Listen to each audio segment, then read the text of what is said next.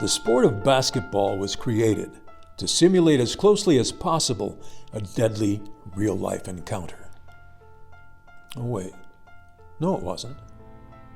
Basketball was created by James Naismith in 1891 as a less injury-prone alternative to football.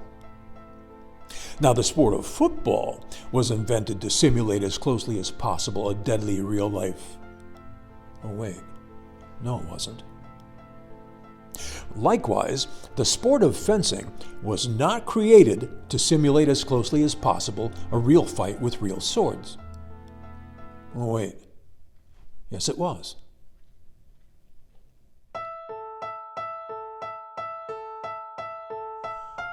All sports are not created equal. There are two very different kinds. Let's call them practical sports and abstract sports.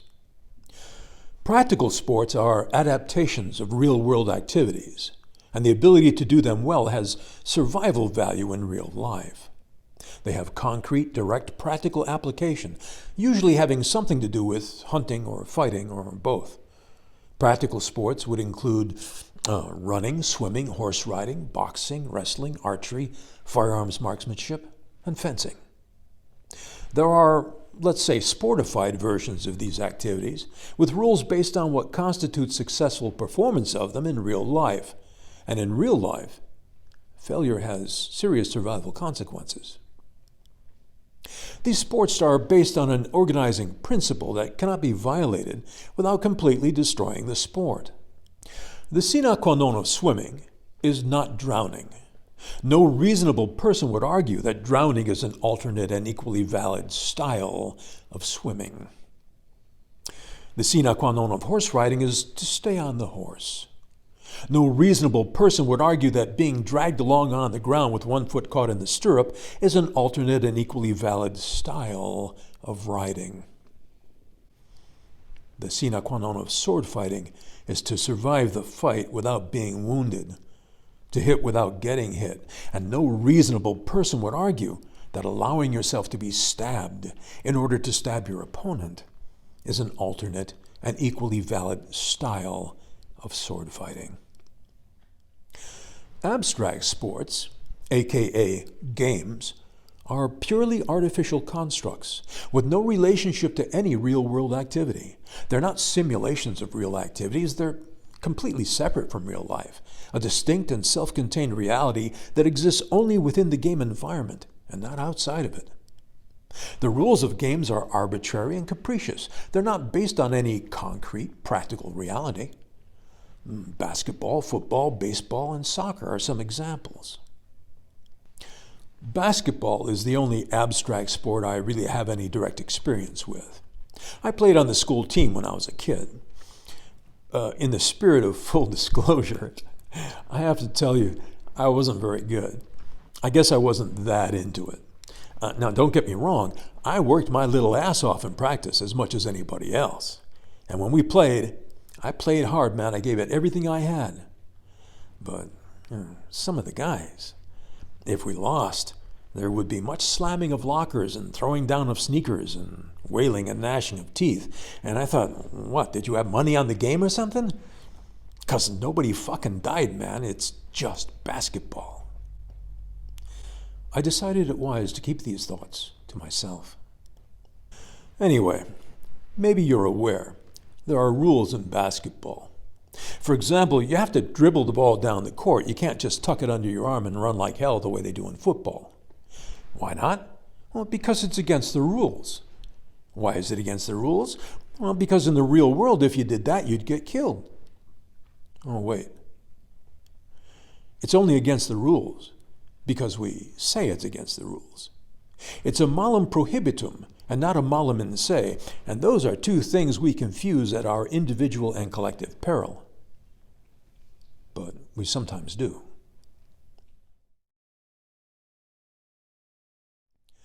When I was a kid, every bucket was worth 2 points and free throws were worth 1 point. Then in 1979, they changed that so that shots from beyond a certain distance were worth 3 points. They just got together and decided to change the rules. Well, why not? When the rules are arbitrary and capricious, You can make them anything you want. But when the rules are rational and realistic, as they are in practical sports, you can't fiddle around with them without really mucking things up. Now, fencing is a very, very good bad example. For hundreds of years, the credo was hit without being hit, hit without being hit.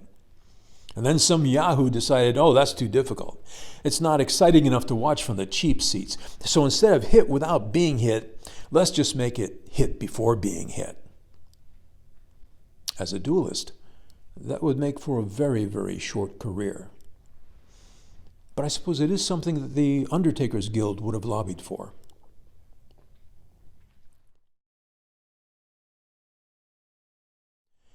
When he created basketball, Mr. Naismith could have said, hey, let's play some football, but let's tweak a couple of little things. It's football, but we'll use a round ball. It's football, but instead of playing out on a field that's 100 yards by 50 yards, we'll play in the gym that's 90 feet by 50 feet. That way we don't have to play in the rain.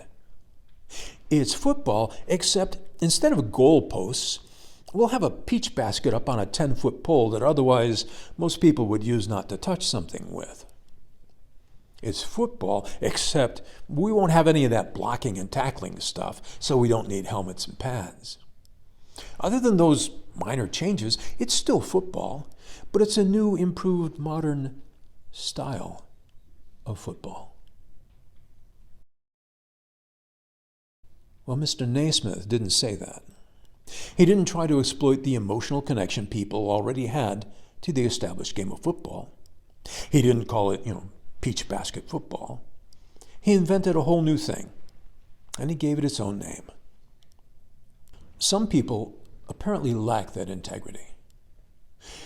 In a grotesque bait and switch, they still conjure up the Ghost of Dueling, as if they were keeping the gallant spirit of swashbuckling heroes alive with these ridiculous leapings and flailings and screamings, all of which their predecessors would have reviled.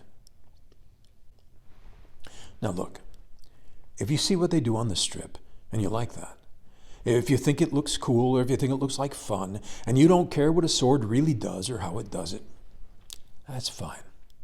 And you harm none, do as you will. But don't lie about it. Don't pretend you're doing one thing when you're really doing something else. You want to call your little game whip tag or flick throwing? Go in peace and bless your pea-picking heart. But don't call it football.